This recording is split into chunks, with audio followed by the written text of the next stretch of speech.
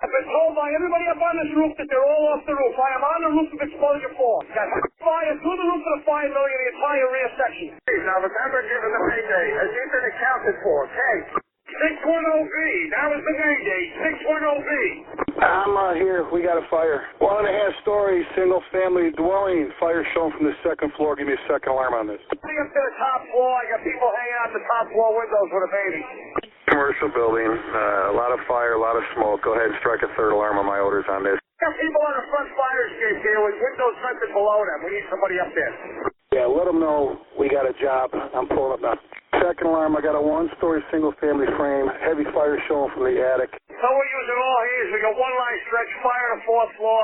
Second line being stretched. Primary searches are underway. Welcome to our fire engineering podcast, The Command Post. I'm Chief Rick Lasky, along with my best buddy, Chief John Salka. And we've got another great show lined up for you today. John, we've been knocking them out, rescheduling classes. I know I'm back out there. I've been doing a bunch. Everybody seems to be they're firefighters.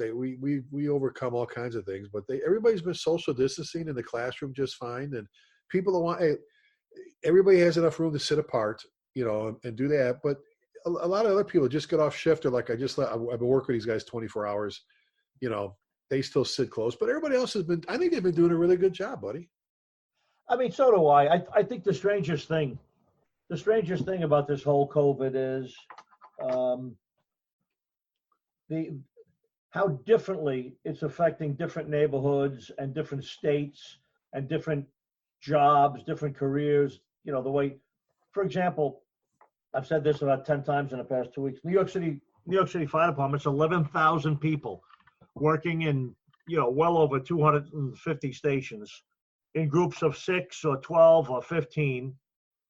I can't speak for everyone, but everybody I speak to says in the firehouse, most guys don't wear masks. They're together all the time, every 3 shifts, every 3 days, whatever it is.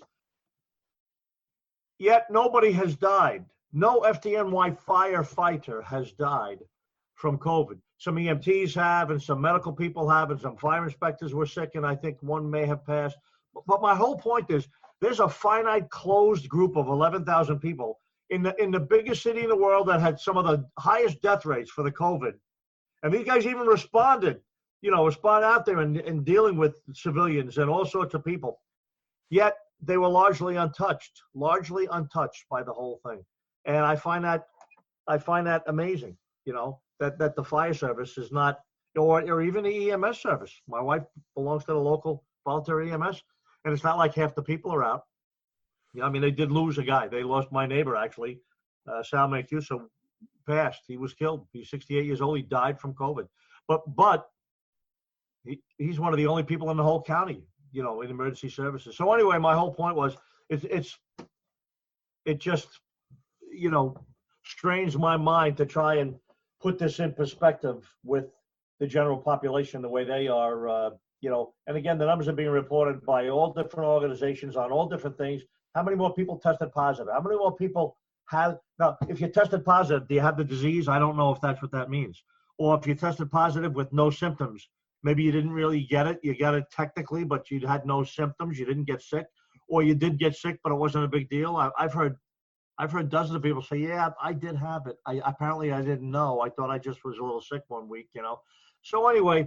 It's a gigantic situation that's affecting so many people, but it's also affecting so many people so differently that it's hard to put.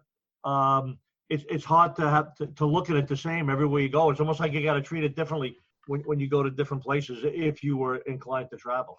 Exactly, and not to downplay. There's been a lot of people who have died from this. Sadly, tragically.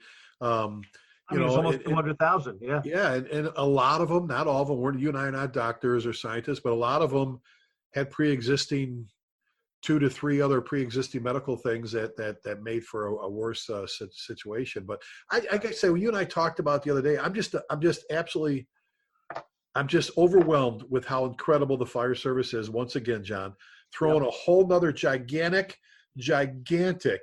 curveball out of left, center, and right field. You know what I'm saying? And they're the firefighters. They just go, what? It's like almost like What else you want to throw us? Just throw us another challenge and we'll overcome this too. And I can't help but just brag on the fire service because, and obviously our EMS workers and our law enforcement and all those in the medical profession too. I don't want to forget them, and our emergency management people that are, I forgot to mention it once before and somebody kind of called me out. And I'm glad he did because, behind the scenes, a lot of emergency management people doing some pretty incredible stuff to make all this stuff happen. But firefighters, just right now, I'm just going to say, just specifically to the firefighters, thank you for what you do. You guys have been doing great. So, hey, John, again, we're doing our classes. We've got some great stuff coming up. We got a Company Officer Academy coming up in November in Spartanburg, and there's still seats available. Big room. They got plenty of room for social distancing. We posted on our website, so you can get a hold of them. Bunch of stuff coming up for us, but we got a ton back with CSU after the first of the year, and we've been doing the Zoom stuff. This is pretty cool. I just did one for our good buddy Chief Paul Wagner out in Washington and in the Seattle metro area, if you will, for his volunteers on Thursday night. Did a whole evening with them. I've done some recruits, some graduation, some academy classes. I've done some. I know you have too.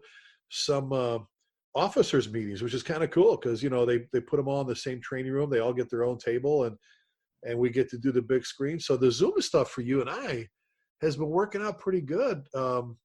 It's not what we want, but I know both of us have had a chance to visit with some people and do some classes. So I guess the message, buddy, would be, look, if you're concerned or you want to get your people some get them on board, some discussions, some training, some talks, give us a shout.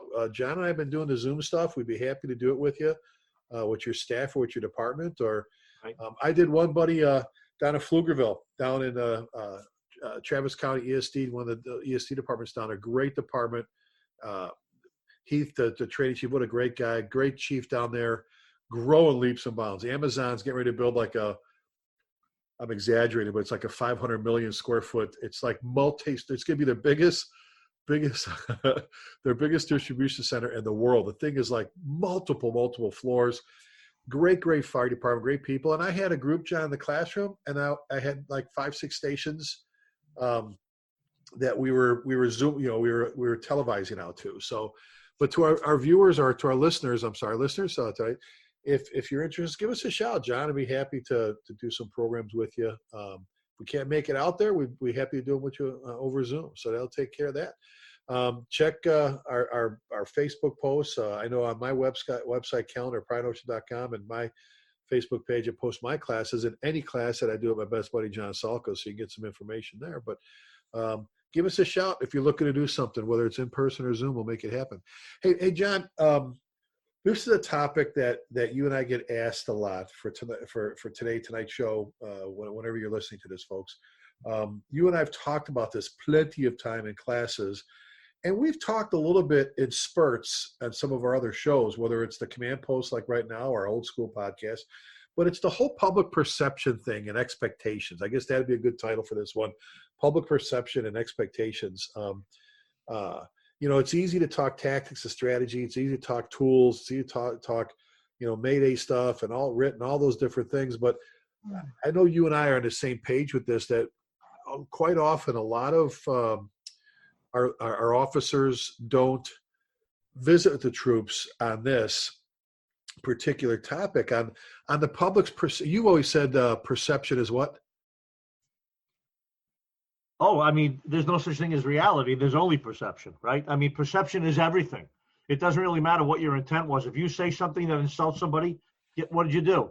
You insulted them. It doesn't matter what you meant. It's the receiving end that determines whether something is, valid or true or effective or whatever. So the problem with public perception is, and it's not really a problem, the fire service is what? It's full of good people that work hard and are public servants and give of themselves. And you heard all the praise of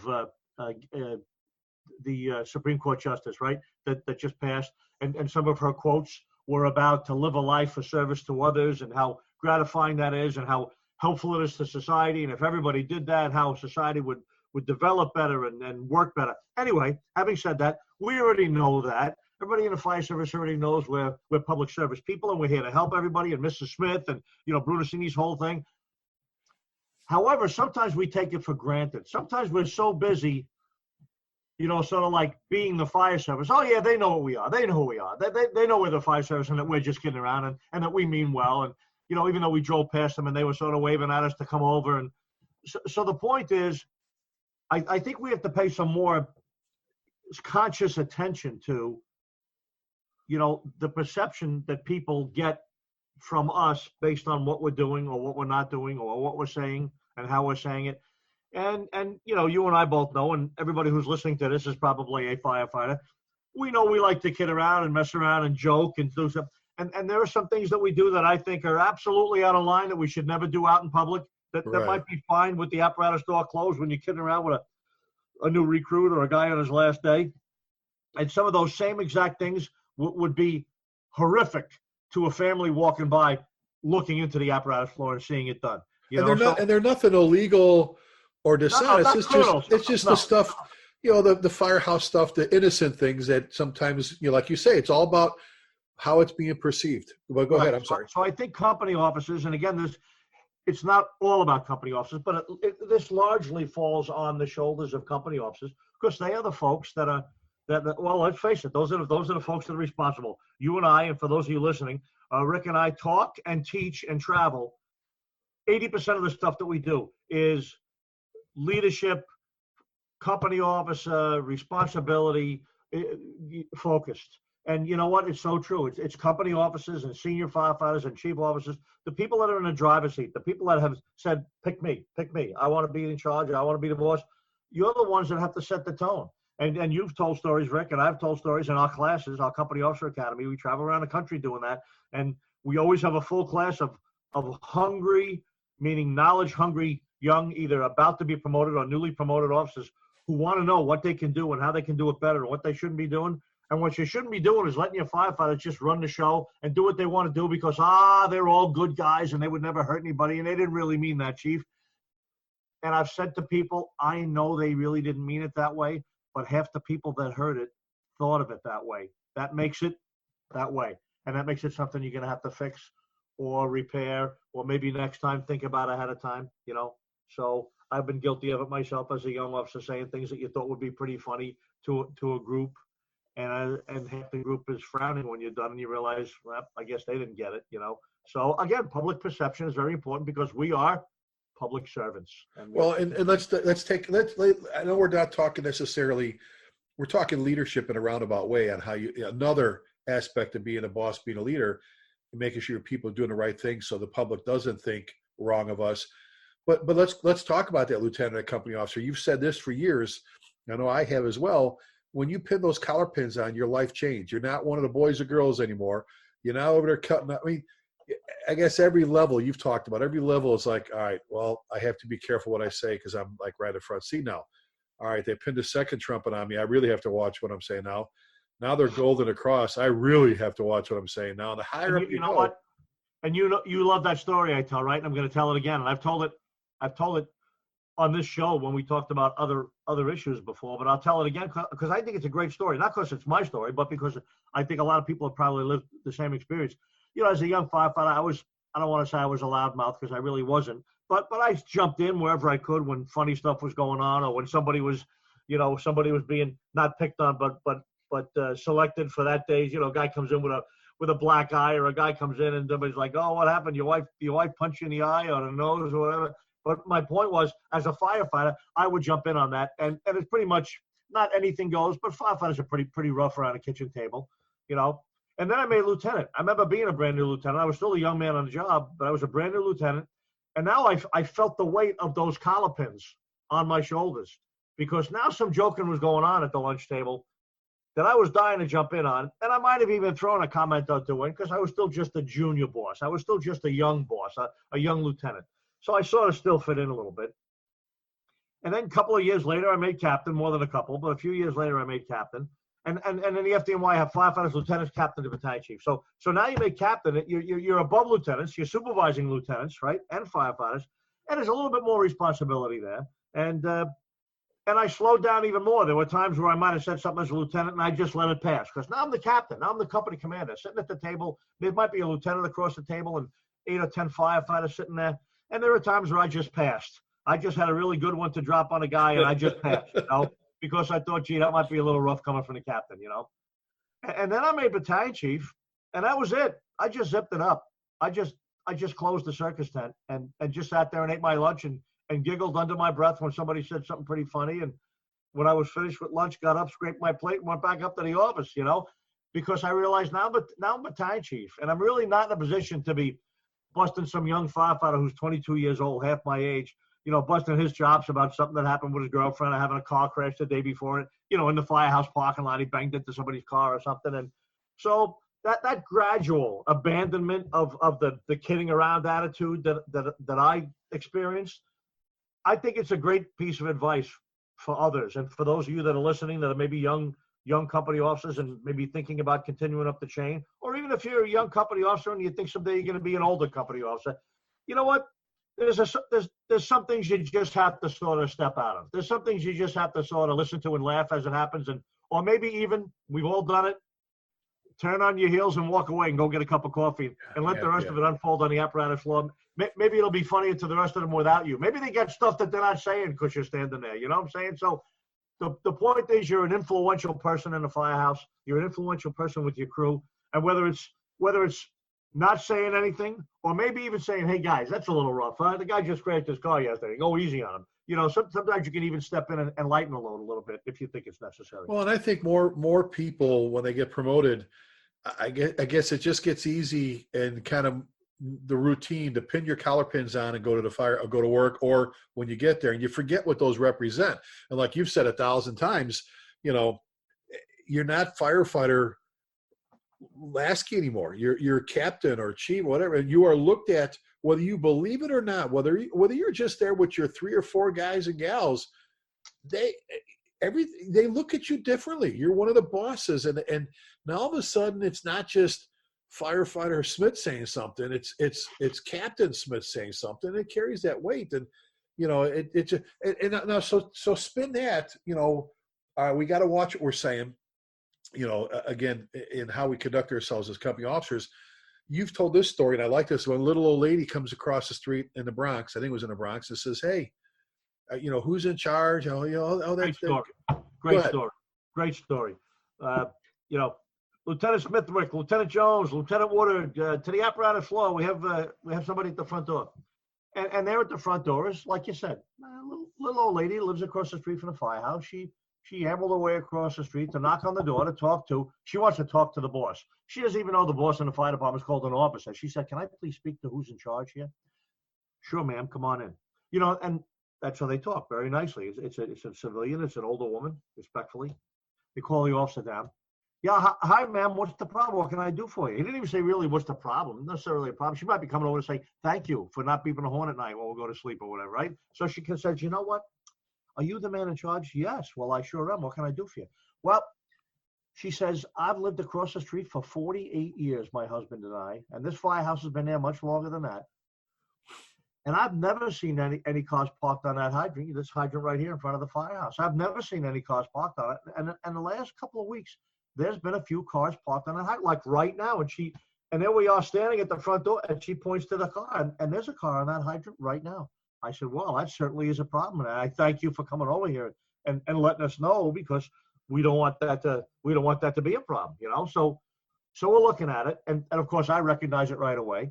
It's a firefighter's car. Of course, nobody else would park on a hydrant in front of a firehouse, right? One of the firefighters parked there, and I've seen it done, frankly, many times in many places, because we're there. We figure we can overcome that problem. We know the hydrant's blocked. It's our car. We break the guy's windows and put a hose through if it was at a fire down the block, right? But if it's our car, it's okay. I said, Tommy Williams, is that your car? Yeah, Lou. I said, you're gonna have to move it. It's blocking the hydrant. This lady from across the street was kind enough to come over and point it out to us. And some of the guys are giggling a little bit because it's sort of funny. But you know what? What are we doing? We're rolling over. We got caught. We got caught doing something that we know we allow ourselves to do, even though it's wrong. But somebody in the public perception has now picked it up. And now they're looking at it saying, hey, That's not right, is it? And the answer is no, it's not. Tommy, you're gonna have to move your car. So you know what ended up happening was the captain ended up putting a thing saying no parking on the hydrant. That lady's not moving. She's been there for 48 years. You can't move it today and park there tomorrow, right? So public perception is important, and sometimes sometimes the requirements, sometimes the things that we have to do to not please public perception, but to make the right to make the right impression on people is sometimes we have to change. Sometimes we have to do things a little bit differently, maybe than we've been doing it or than we'd like to do. Well, and how we, like, exactly how we carry ourselves, that because that little lady is not just gonna go home, crawl into her little apartment and just sit there. 99 times out of 100, they go back and she tells her husband, I went and talked to the fire department finally, and the captain I guess he's a captain, he's in charge, nice guy. All he's seen to take care. And they tell their neighbors, and they tell their relatives, and they tell their kids and their grandkids, and they go to the market, and they tell the people in the market, and the ripple effects, right?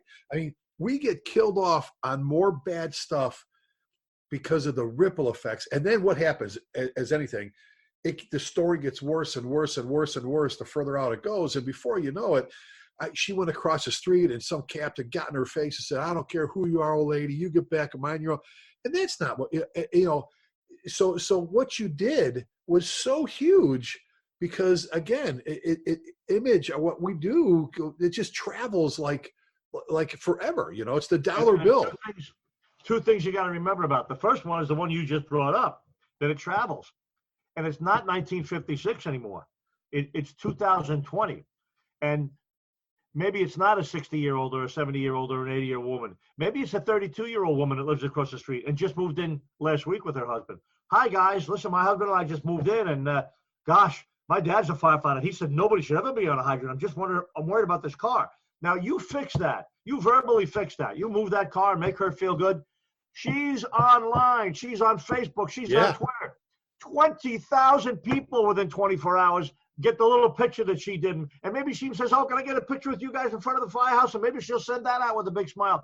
"Oh, these firefighters were nice enough to move a car off a hydrant across from my apartment. I feel so good. My dad was a firefighter, and I know they all care so much about us." All of a sudden, boom, look at the gigantic positive impact you've had on the fire service and our public image just from doing the right thing and knowing that it's 2020. And it's not just her calling Mabel on the phone or her calling her dad saying, "Hey, Dad, I had a great thing happen today," although she might do that. It goes out all over the place. The second point I want to make about that is what you do. First thing with that, that's a great point, because social media with those that are not maybe as elderly that don't mess with that stuff is huge. Right. And what would you rather have posted out there? Would you rather have the picture of the car sitting in a hydrant and go, "Look at every day they park this, and if that was my car, they'd be putting a ticket on it." Instead, God forbid a fireman sticker on it. God forbid a picture of the hydrant, car on a hydrant, and it looks like a fireman sticker too. And another related point that I just sort of came to me is the public is very smart. I'm not saying the public wasn't very smart, but 10 years, 20, 30, 40 years ago, what we said went. What we said was the rule. People went to well, Billy, why don't you go ask the firefighters to see what they say? "Oh, you should never do that. Oh, they said we should never do." Now people question stuff. I'm not talking about the big protests and all that, which is still attached to it, but this is 2020 now. People question stuff, and you know what else they do? They look it up on Google. Oh, yeah. They look it up on Google. Cars parked on hydrants, city law, this and that and the other thing. Fire trucks visiting stores. Is that people Google everything now? They know the answer before they even come to you. They know you're doing something wrong. Not like years ago, they'd say, "Gee, oh no, honey, we're allowed. Firefighters are allowed to park on a hydrant because we're right here and we're going to protect the neighborhood." "Oh, okay, that's all right." And they'd walk away, and we'd feel good about that. You ain't getting away with that in 2020. Oh no, you're not at all. And here's the thing with that. All right, spin that a little bit outside the firehouse, the grocery store trips. We've talked about this before, and I had some great mayors, especially in Louisville. Oh my God. I had some in Coeur d'Alene. I had an incredible mayor, Steve Judy. And then in Louisville, Mayor Gene Carey and Mayor Dean Euchert for me, and then Rudy Durham, incredible mayors. And I remember when I first got there, John, you've heard me tell a story. The mayor was like, "Now, Chief, I better not see those fire engines or ambulances at the grocery stores." And I'm like, "Mayor, I would never disrespect you. I respect you. I admire you. But our guys have to eat too." If you're going to tell me that, then you have to go tell the police chief that his patrol officer is not allowed to have breakfast, lunch, or dinner while on duty. He goes, well, that's different. I said, well, really it isn't. Why are our guys supposed to bring stuff from home? They're there for 24 hours. And, we've all talked about this over and over again. And you've heard me, I actually did a blog on a while back, but what's so wrong with going to the grocery store on duty?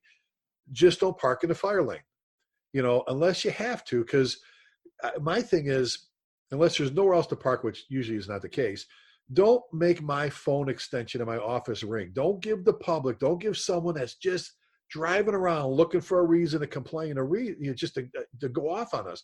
Park in the parking lot, walk your ass in, or leave somebody at the rig, or what do you have to do, and so on and so forth. Unless you're there in a call, park and walk in. I've got no problem with that. And we even did a PSA on it for cable and all that about how we're still available and we have to eat and all that stuff, so on and so forth. And it gives us a chance even more so, you're walking in and some mom and dad are walking out their kid and, oh my God, it's the firefighters, the fire. And what is one of your guys, what are you guys? He goes, hey, Cap, I'm going to go. All right, go ahead. And the next thing you know, they got the kid on the rig and a little red fire helmet on him and all this stuff. And they seize another opportunity, like you said, to make another relationship with the public or further another relationship with the public. That being said, there's so many ways not to turn this into just going to the grocery store, but how to turn that into a positive experience or view for the public. Do you remember the video, John, out of Butte County, California? Do you remember the guys are putting the groceries on the engine and there's a civilian and he is just ripping them, cussing them. He's like, I cannot, and remember this guy, he's going on and on and on. And there's some guy filming. He turned around, called the guy filming an asshole and this and that. And this guy was just, oh God, just going off on these guys. He was a rough character. Yeah. Oh, and do you remember the captain? Do you remember the company officer? He just very calmly, very professional. Smooth as silk. Oh, they just kept exactly smooth as all, and putting the grocery bags on the engine. And he said, yes, sir. Yes, I understand, sir. And he's explaining, he goes, look, sir, if you have a complaint, you can go to our website or call it, fill out. Someone will follow it up where we take these very seriously. And this guy was just relentless on him. He just kept beating up on him. And why are you here? And I followed you and all this stuff, so on and so forth. Now, first of all, every single recruit firefighter and every single newly promoted company officer should watch that video. Yes. Then you should pick up the phone or send a text message or a post on Facebook to the Butte County, California, that fire department for what their professionalism and how what they did. What an absolute incredible teaching moment, learning experience for someone to watch how to conduct yourself. Forget the grocery store. If anyone's chewing your ass out, how to conduct yourself with the public, which they have a right to come and get in our face and complain. Now, that being said, we know the story. I think the story was, John, the guy wasn't really mad about them being at the grocery store. I think, if I remember the story right, they had just raised their taxes or fire tax or whatever. And so he was on the hunt. He was driving around looking for anything that was red, doing anything wrong. And he saw these guys at this grocery store. Somebody said, well, there's another grocery store closer, whatever the story. And the important point is it doesn't matter why he's mad. If he's mad and he's a taxpayer and wearing a blue uniform on a red fire engine, guess what? We got to treat him right. We got to be polite. We got to be respectful. We got to try and talk calmly. And we've said this before, the more terribly people treat you, the more calm you have to stay. You can't end up in a yell and screaming match with somebody when you're in uniform on duty. You look foolish. And I'll tell you, depending on where you work, that could cost you some money or I don't think it could really cost you your job, but it could certainly be dangerous to your job, Exactly. So it goes back, we're talking public perception here, how they view us and what's helping us, but really at times is hurting us, John. And you and I both love YouTube. We both love the internet. We both love, we do Facebook, we do Twitter, we do all the social media stuff with our jobs to keep up with family, but also to keep up what we're doing. But it's like this constant reminder we have to be sent out to the troops, right? That, hey, the public's not just watching. They're holding that thing up in their hand and they're videotaping you. And as fast as I can say videotape, they're pushing a button and they're posting it to Instagram and to Snapchat and to Facebook and to Twitter and all this stuff. And we used to say, a picture, paints 1,000 words or whatever. It says, and you can't really go by a picture sometimes because there's a whole nother story to it you're not seeing. Well, same with some of the videos. There's things that went on before they started videotaping that aren't explained in the actual footage, and the actual footage makes us look bad. My whole point is, if you're a boss, try to make sure you and your crews never put you in that position to have people pointing fingers. And if you're a firefighter, and John, you've heard me say this in class. We always say this, but because we teach so much together. But how many times did I remember seeing our guys, great firefighters in Louisville, Texas, right? They're on I-35E for an accident. Ambulance is gone. They've swept up. There's nothing else to do. They're just waiting on the wreckers to get there and haul the cars off. They got to sit there because there are a couple of hazards.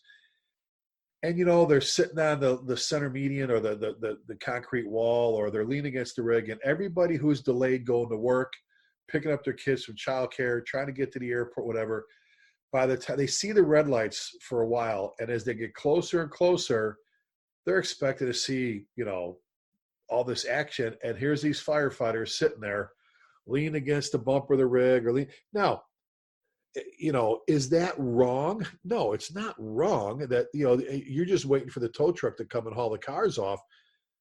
But man, I told you this, my police chief, when I was a cop, John, he'd come up to me at a couple scenes when the media was there. He goes, "Hey, officer, hands in his pockets."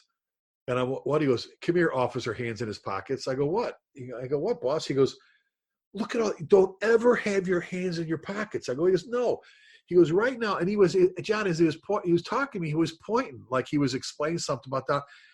He said, "Don't ever, you know what you do? If you see the media, every now and then go up, talk to a partner and point and talk, and don't laugh and don't smile because they're putting it on television. Don't get caught standing with your hands in your pocket. Don't get caught, and I'll never forget that when the whole officer hands in his pockets. And I'm like, what?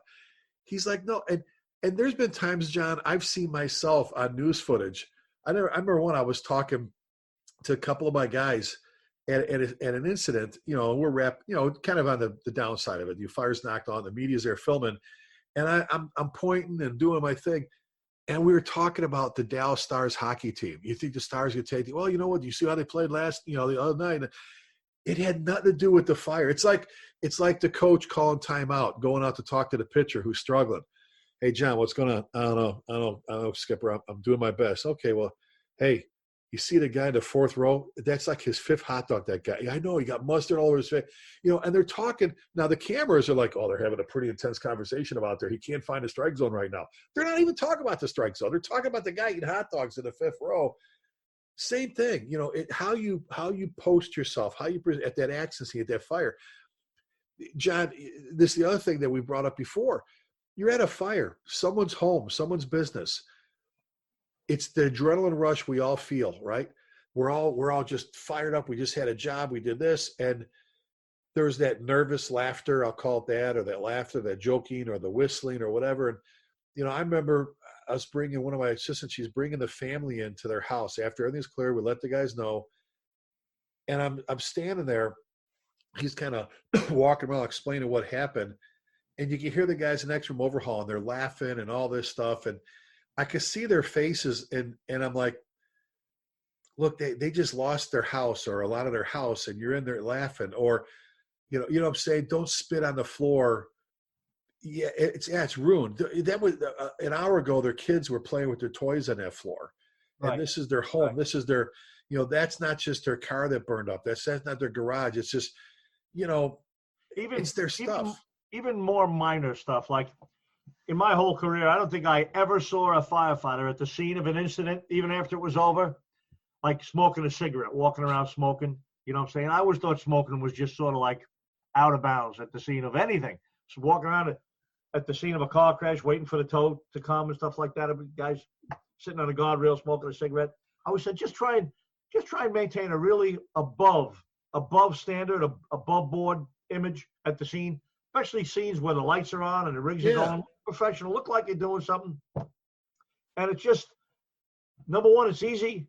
And number two, if it comes out of the officer, if the officer's the one guiding it, suggesting it, most of the time it's going to work just fine. Well, and how many times have you watched the news and they're at like a multiple shooting or a homicide or something, the media stand up there filming, and both you and I are very pro law enforcement. We support our brothers and sisters, and your daughter-in-law is a police officer. We support law enforcement, but you see one of them, because that's their job. It's your job. You're doing your job, and somebody says something or you hear something, it just catches you funny. You catch yourself smiling for a second, not even laughing outright. But that's what the video that the news is filming captures. And I'm not saying you got to walk around all like serious face and head down and all this stuff, but you got to remember, folks, who's watching, what they're videotaping. That video, that picture is going to be out there for like a gazillion years, man. And it's going to get different play from different people. I love the videos that show us taking care of the conversation, John, you had with the little old lady come across about the car. If that was now people were filming, imagine the great footage. Here's the little hug you give her afterwards, or she gives you a hug, and it's like, oh, what a great look at. She came over to talk to the firefighter. All the stuff that everybody read, grew up reading those kids' books happens. But back to the perception, I remember telling you about the video, and I've actually showed it to you. Chief Tom Freeman, one of my mentors and good friends, okay, Chief and Lyle Woodridge, old Evergreen Park guy, Southside Chicago, Southsider, Chief and Lyle Woodridge Fire District on the west side of Chicago for 25 years, Elmhurst, Illinois Fire Chief, great fireground commander, truly great guy. I remember, John, he called me, he's like 6 a.m. He's at my office. I was a training chief in Darien Woodridge. He's like, where you at? I'm at your office. I go, I'm on the way. He goes, get here. I got to show you this damn video. I walk in. He's got remember the old VHS tapes, the old tapes? He's got one of those in his hands. You got to see this. So he was like just out of his mind. He pushes it, pops it in the video player, and it's this decent-sized 2-story home in another part of the country. Lady came home, homeowner. She parked in her garage, inside probably unloading groceries, whatever she's doing, take care, managing, and all of a sudden you have fire blowing out the garage, fire blowing out the attached garage. And then you see the Volley pull up in his personal car, then an engine. Doesn't matter, Volley, Career, they've all done. Oh John, the fire, what they did from deck gunning to steaming each other to burning, they burnt the house down. It was a car on fire in the garage. And if you fast forward to the end, there is not a roof on the house, but there's one point where they're no longer going inside, and it's going pretty good. And this is how they're venting the second floor windows in the front of the building. You can imagine how many people. Now this is being videotaped, John, by one of the neighbors, and she's not being too nice. Oh, look at this. Oh, look at that. They can't. But so how they start venting the windows. I show you this video. They start throwing their pike poles, their hooks, like they're javelins.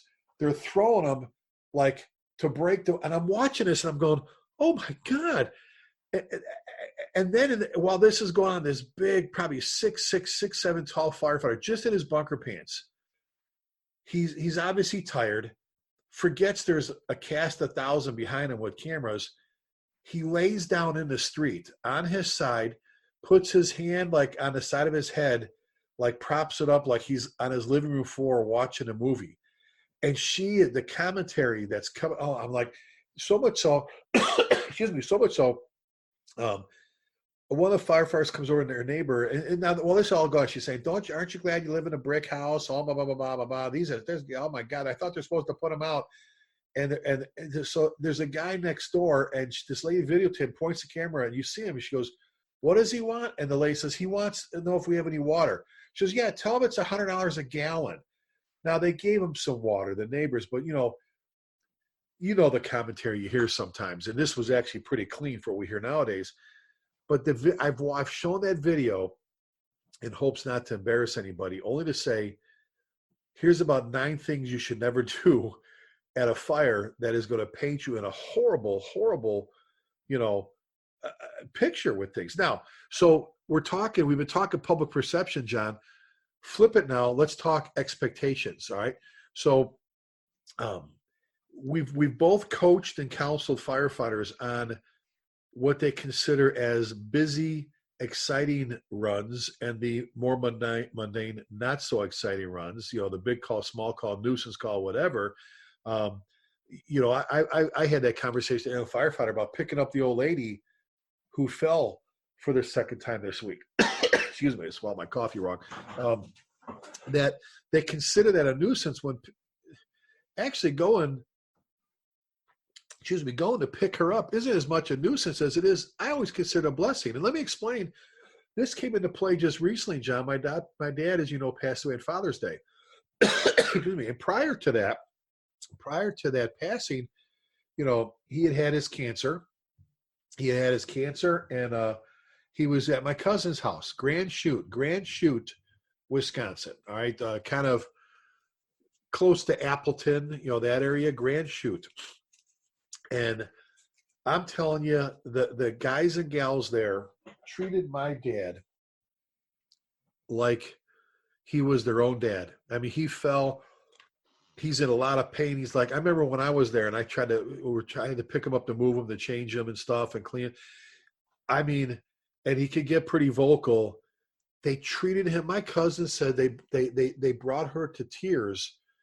How sweet, and not that this wasn't Rick Lasky's dad. They were taking care of any of their citizens. And if you know the chief there, John, the chief in Grand Chute, Wisconsin, if you know the assistant chiefs, the deputies, I met one of them, I met her, their firefighters I met. My cousin couldn't wait to bring like trays of brownies and cookies, and now she wants to make them stuff. Because I think they had made like 3 visits to take care of my dad. And one, he fell, the other one getting about, you know, just, and you know, and I know they were there once before for a smoke detector battery. And I'll tell you this, forget that her cousin's a fire chief, a firefighter, my cousin Sharon Stanlick, who's sweet, absolutely sweet. She is like, if Grand Chute, Wisconsin has the ultimate fire fan, she is their ultimate fire fan. She tells everybody in that town, all her neighbors, how great that fire department, and those were the experiences. You know, some people are even hesitant, right? They're hesitant to call the fire. I don't want to bother them. I don't want to wake them up. Because one of them it was 3 a.m. You know, what do I do? You know, we've always said it, call us. And when you've been there, where you've seen firefighters, I have, and I've straightened that stuff out of a heartbeat, where they treat one of these seniors like they're a nuisance. I'm not talking about the people that abuse the system, and they're out there, but it's still your job to go take care of them. But to treat someone's mom or grandma or grandpa like they were a nuisance, right? And I know you as a chief, I know how you feel about that, but I can't, seriously, I know I went on about, and I'll just send it out there. If I haven't said already, thank you to the Grand Chute, Wisconsin, like I said, outside Appleton Fire Department for, like I said, they knew towards the end it was my dad. They had no idea the first couple of times that was my dad, which it shouldn't matter. So what I'm saying is, it wasn't like, this is Chief Salka's dad. If they were next door at my cousin Sharon's neighbor's house, they'd be treating them the same way. That's their MO. That's their fire department. And they've made hundreds of more fans because my cousin tells everybody about how wonderful not their fire department in town. She calls them her fire department, her firefighters. I just think, John, sometimes we miss these opportunities when it comes perception, but expectations-wise, to really meet the expectations we told them we were going to do. You know, I've had that discussion with guys in the firehouse. You know, when I was a captain of 48 engine, I had some young fellas there, but I had a lot of senior people there too. And the truck was very senior. And we used to have this conversation about, listen, enjoying what we do. You never work a day in your life if you love what you do. And you know, what do you want to be when you grow up, a fireman? Oh, no, you can't do both. You can't grow up and be a fireman. You know, we have all these jokes about how much fun our job is and how much we love doing it. And that's great. But you know what? Sometimes, once again, people take it a little bit too literally to the point that they think like that they really don't have to do stuff they don't like to do, because that's not fun. That's not really what I was looking for. Well, you know what? And I don't want to sound too cold. I've been accused of that, but no, we're not here for you. We're not here for you. And I just love it that you love being here. And I just love it that, you know, guys don't call in sick and they won't tap out with a little minor injury, that in any other occupation they'd run home and stop at the doctor on the way home to get an extra day off. We're so thrilled that people love what they do and come in early and stay late and fix stuff. And we love that. but sometimes the work is tough. Well, let me Sometimes the throw jobs this are at you. miserable. Let me throw this one at you because I think this is a great little story that stresses just what we're talking about. You're the captain of 48 engine. Never, ever, ever, ever, as you would say, did I say ever? Ever dip below 6,000 runs a year. Fires, good jobs all day Good business long, place. all Absolutely. this stuff. And then tell the story again. FDNY switches Great to story. start doing more EMS runs. Great story. I just happened to be a captain at the time when the FDNY officially took over EMS. And we did that because the mayor, Rudy Giuliani, and he did it not just to EMS and fire, but he did it to police as well. He eliminated some agencies and he disbanded New York City EMS, which is a separate agency. And then he just slid them right over into the fire department as a new bureau. So we get the Bureau of Fire and we get the Bureau of EMS. He did the same thing with the police department. There was the New York City Police Department, NYPD. Then there was the New York City Housing Police Department. There was the New York City Transit Police Department. He eliminated them. They disappeared. They had separate patches, different colored vehicles, and everything.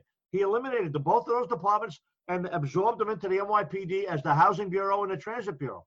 And they're all ordinary cops wearing the same uniform. Anyway, so there I am in the fire department. We already did EMS. We did car crashes. We did whatever you called us for. You pulled the red box, we showed up, 2 or 3 or 4 of us, or one of us, depending on what time of day it was, meaning one engine. But suddenly now we're going to be an official arm of EMS. Suddenly we're going for training. We're getting defibrillators on our engines. We're getting first aid training, advanced first aid training on all the engines, right? Eventually it's spread to the truck as well. CFRD, Certified First Responders. And you know what? Before you know it, we're getting patches sewn on our coats with the, like you said, the snake on a stick, right? And guys are starting to worry. Guys are coming up, hey, Cap, what are we going to do? We're doing 6,000 runs a year. We're doing fires all the time. Cap, we're going to miss fires. We're going to miss first due runs. We're going to be out on EMS calls doing Band-Aid runs, and there's going to be a fire that we're going to miss. I said, you know what? You're right. Really? And what are we going to do about it? I said, we're going to go to the Band-Aid call. We're going to go to the medical call. We're going to go to whatever kind of call we get sent on. I said, this is 48 engine. They've been here a long, long time. They've been doing great work here. They turn out fast. They do quality work. They come back. They go right back in service. And whether we're doing EMS calls, whether we're doing building inspection, whether we're doing fires, we're going to do high quality work here. I said, first of all, don't worry about the numbers. Any run you miss because you're on an EMS call, you're going to pick one up because 75 engines going to be on an EMS call 2 hours from now. And their run's going to come in, and they're not going to be available, and we're going to get assigned. So don't worry about missing runs because you're probably going to either do the same or do more. That's number one. Number two, the most important thing is when we roll out this door, we do quality work. We're 48 engine. We want to be top of the line. We're going to roll out fast. We're going to get there quickly. We're going to treat people well. Even people that you know, really, this guy looks like he's been like this for like a month. And now he's calling us at 2 o'clock in the morning. Guess what? We're not happy about it, but we're going to do it. And you know what? It didn't make them feel really better, but at least I explained to them what was expected of them. Sometimes some of the things you do are not all fun and games. Sometimes things are a little serious. Sometimes things are even stuff you don't like doing. You know. Well, and I like how you told them. You know, we're 48 engine. We're great at doing fires. We're great at doing that company pride, right? Yeah. And you said, you know what? We're going to be great at everything. And I've said it for years. You can't pick and choose what you can be great at.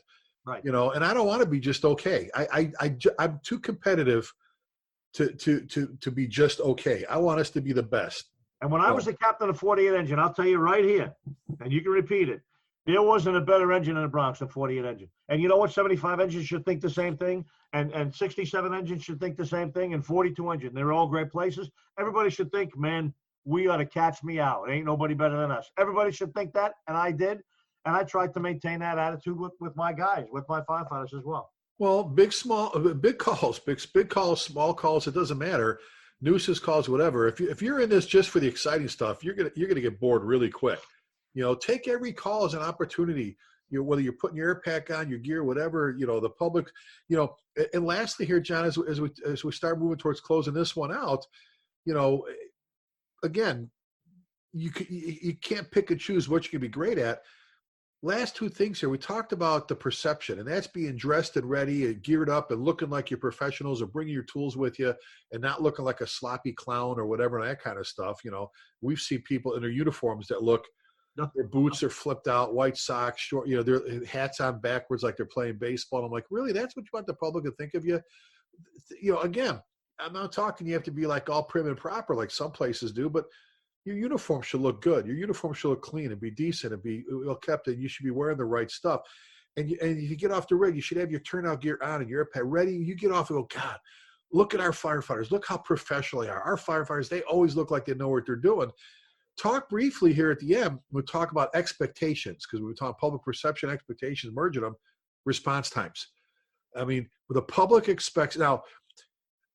It's always been the norm has been it took you 20 minutes to get here. That's what I said. It took you 20 minutes. Everybody said 20. It's not 20 minutes, but response times are huge when it comes to expectations the public has for fire department, right?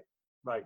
And everybody, everybody's got an opinion on this, and there's a lot of factors that affect response times, that affect whether you're going to get there quickly or not, and they're all not controllable. Some of them are. The ones that are controllable and pretty famous and well known now is how quick you turn out in the firehouse, in the station. From the time you have a run till the time you roll out the door, that's the most critical piece of timing for a response. Once you hit the road, there could be traffic, there could be accidents, there could be snow, there could be rain. You could normally be second due when you're going first due, which means a longer distance because the first due engine is unavailable. So all those things are variable. What's not variable is beep, boop, engine goes.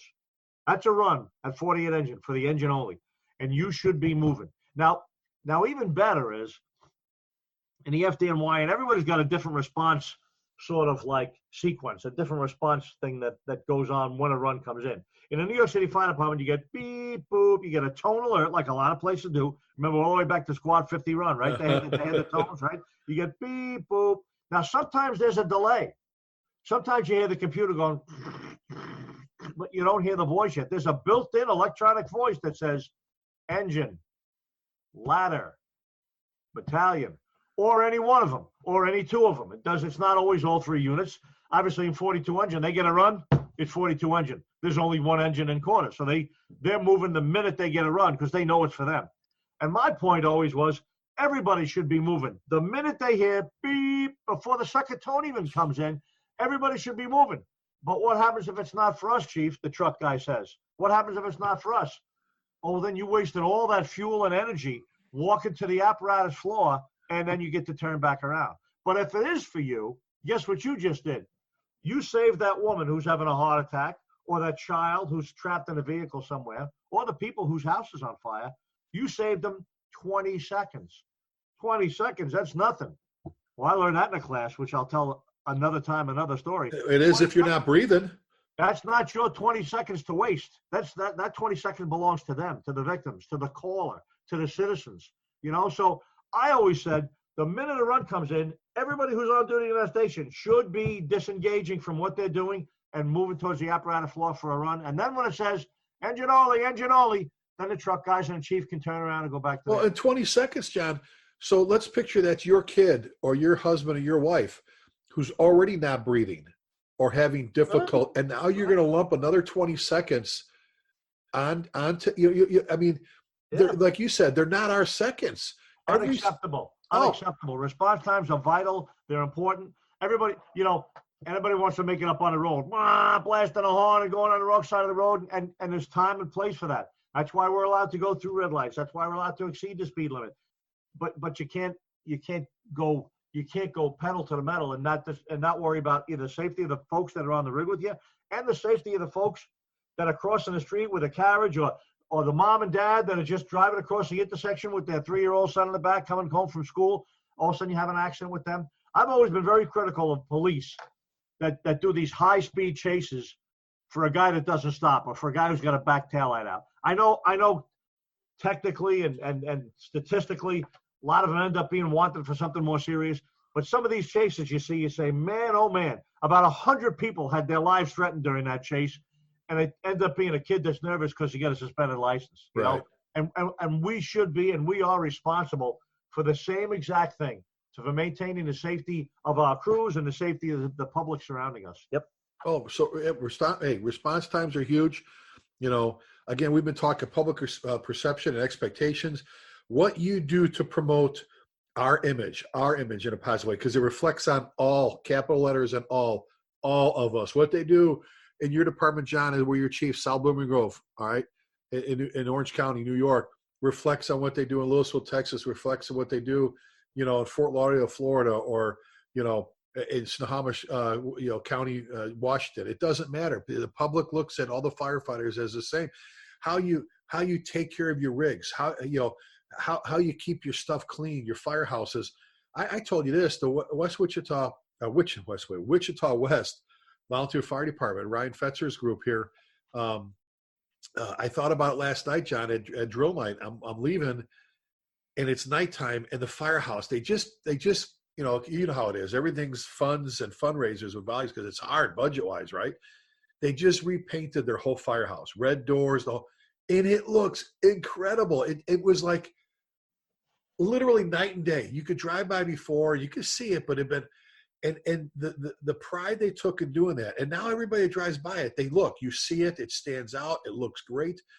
You know, and that's like, if it's a 30-year-old engine you have in your department, you know, you and I've been there where we've seen brand new fire engines look like crap, and fire departments have 25, 30-year-old rigs. They look like they just rolled off the showroom floor, because in the firehouses, 100-year-old firehouse that's a little stressed over the years. We got dozens of 100-year-old firehouses. And walk into 88 engine. Oh my God, 88 engine, 38 truck. Great, beautiful, clean looking, great firehouse. It's all depends on who's working there. So folks, you've got a chance to paint it all in a positive light. Please do for us. Any closing thoughts, buddy, or are you good? Nothing. Good. You know, it's just good information. Something that we don't talk about a lot, public perception, but I think it's important for those of us that are riding the front seat and those of us that are in leadership positions to try and always maintain a positive image for our job, because you never know when the city leaders are going to be looking to cut staffing or cut firehouses or whatever it might be, and then suddenly the folks who we have a good reputation with will come to our aid. You know, show up and help us. Exactly. So. Hey, well, folks, we hope that was a good topic for you. I know it's very close and dear to our hearts about public perception and expectations, what we do to paint that positive image for the fire service out there. Thank you to those. So many of you do a great job making us all look great, especially with everything going on with COVID right now. You've been professional. You've been incredible. Thank you from both Chief Salka and myself. Hey, we're on Facebook. We're on Twitter. We've got our website. You can find us there. John, good email address for you. ChiefJohnSalka@gmail.com. And I'm Chief Lasky at gmail.com. We ask you, and when we close all of our shows, to please keep the men and women in armed forces in your thoughts and prayers. And right now, more than ever, please keep our brothers and sisters, you know, and our law enforcement family. We always say our brothers and sisters in blue. We talk about them. Hey, they need us more than ever. Tons and tons of great law enforcement folks out there. Remember them. Take care of them, you know. If you're a firefighter, have them for lunch, have them for dinner, cup of coffee, whatever. Take care of our other half of our family. And remember, folks, we always close with this. Remember, never forgetting means just that, never forgetting. Be safe. God bless you. And we'll catch you next time on the Command Post.